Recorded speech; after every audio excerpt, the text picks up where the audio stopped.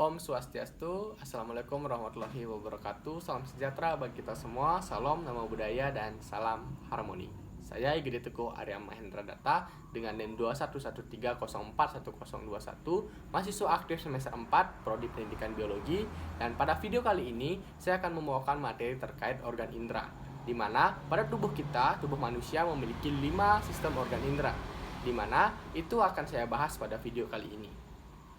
Nah, jika teman-teman penasaran terkait sistem organ indera yang ada dalam tubuh kita, silakan simak video ini sampai habis.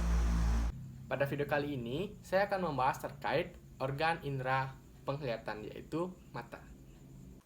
Nah, pada video kali ini kita akan memfokuskan pembahasan pada salah satu organ atau indera penglihatan, di mana kita akan membahas 5 soal atau 5 pertanyaan yang menyangkut terkait indera penglihatan atau mata. Nah, yang pertama adalah mengapa kelainan mata berupa hipermetropia, miopia, dan astigmatisme itu bisa menyerang seseorang dan apa tanda-tandanya. Jadi, ketiga penyakit tersebut adalah penyakit umum atau sering dijumpai di masyarakat, di mana hipermetropia atau biasa lebih dikenal dengan rabun dekat adalah kondisi di mana seseorang tidak dapat melihat objek atau benda di dekatnya secara jelas. Di mana misalkan seseorang yang terjangkit hipermetropia ini akan kesulitan untuk membaca buku, melihat gadget dan komputer yang ada di depannya. Nah, tanda-tanda atau gejala dari penyakit ini adalah sakit kepala, kelelahan pada mata, mata merah atau membengkak, dan juga ketegangan di sekitar mata. Lalu yang kedua adalah miopia. Miopia ini lebih dikenal dengan rabun jauh. Ini kebalikan dari rabun dekat sebelumnya, di mana kondisi ketika seseorang tidak dapat melihat benda atau objek secara jelas yang berada di kejauhan. Nah, seseorang yang terjangkit miopi ini biasanya kesulitan dalam mengemudi atau menonton televisi yang jaraknya agak jauh dari tempatnya duduk. Nah, gejala dari penyakit miopi ini adalah seperti sering silau, matanya cepat lelah, dan juga sakit kepala. Lalu yang ketiga adalah astigmatisme, di mana ini adalah kondisi ketika kornea mata memiliki bentuk yang tidak selayaknya atau tidak ideal, sehingga ini dapat menyebabkan kekurangmampuan mata untuk fokus dengan jelas pada suatu objek yang dilihat baik dekat maupun jauh. Nah, penglihatan orang yang mengidap penyakit ini biasanya terkesan kabur atau buram. Nah, gejala-gejala yang timbul sebagai pertanda dari penyakit ini adalah sakit kepala, kelelahan pada mata, dan juga ketegangan di sekitar mata. Nah, pertanyaan kedua yaitu apa hal yang dapat kita lakukan untuk menghindari munculnya kelainan-kelainan pada mata berupa ketiga penyakit tadi. Jadi beberapa langkah atau cara yang dapat dilakukan untuk menghindari munculnya kelainan-kelainan tersebut adalah yang pertama, menjaga kesehatan mata dengan menjaga jarak yang cukup aman dengan objek yang kita lihat atau objek yang dapat memancarkan radiasi cahaya yang cukup keras seperti komputer dan juga gadget. Nah, lalu yang kedua adalah menghindari membaca atau melihat sesuatu dalam keadaan cahaya yang kurang ataupun sebaliknya. Jadi, dihindari membaca pada saat gelap dan juga pada saat terang. Lalu yang ketiga adalah melakukan istirahat pada mata secara teratur, di mana perlu diadakannya pengaturan pola tidur yang baik sehingga mata dapat beristirahat dengan cukup.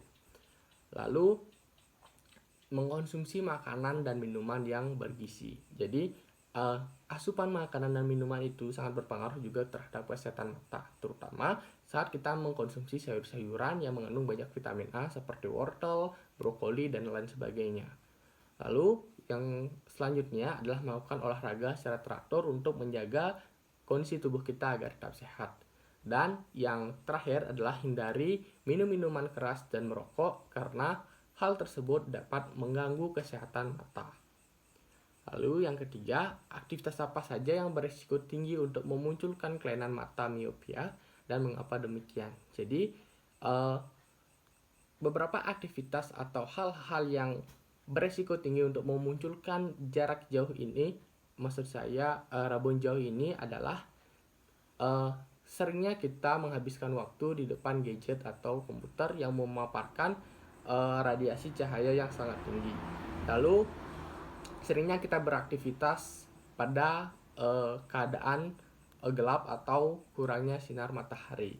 Dan juga miopia ini juga terjangkit terhadap genetik. Jadi ketika orang tua kita memiliki riwayat miopia, kemungkinan besar adalah anaknya memiliki risiko untuk terjangkit miopia juga.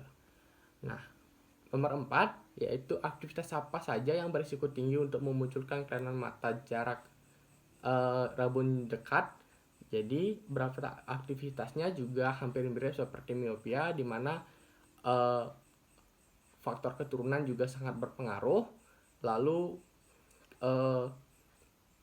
perbedaannya yaitu ada pada ketika seseorang mengidap penyakit seperti diabetes atau hypertiroidisme, itu dapat mempengaruhi kesehatan mata sehingga kita menjadi rabun dekat. Lalu pertambahan usia, biasanya orang dengan usia lanjut atau biasa disebut dengan manula itu memiliki kemungkinan besar mengidap jarak dekat ini, rabun dekat ini, karena kesehatannya akan berangsur menurun sesuai dengan meningkatnya umurnya. Nah, lalu pertanyaan terakhir, jika ada orang yang menderita kelainan pada hipermetropia, miopia, atau astigmatisme, kacamata yang bagaimana yang dapat digunakan untuk mengatasinya? Nah, seperti yang kita ketahui bersama, jika kacamata itu sangat membantu untuk seseorang yang memiliki masalah pada penglihatannya, di mana kacamata ini diperuntukkan juga tidak sembarangan. Kacamata ini harus sesuai dengan apa penyakit atau masalah yang dialami di mata seseorang tersebut.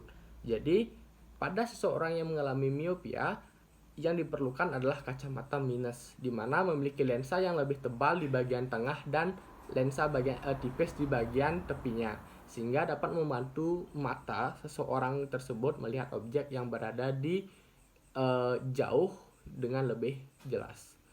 Lalu kacamata plus itu digunakan untuk seseorang yang mengidap rabun dekat, di mana kacamata plus ini memiliki lensa yang lebih tebal di bagian tepi dan tipis di bagian tengah, di mana ini dapat membantu mata melihat objek yang berada di dekat secara lebih jelas.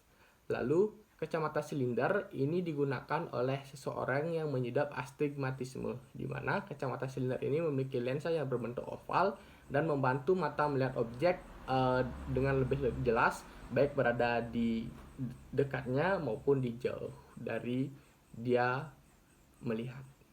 Jadi mungkin itu beberapa hal yang dapat saya bahas di video yang membahas terkait indera penglihatan atau mata ini. Mohon maaf apabila ada salah kata maupun pengucapan yang saya sampaikan barusan.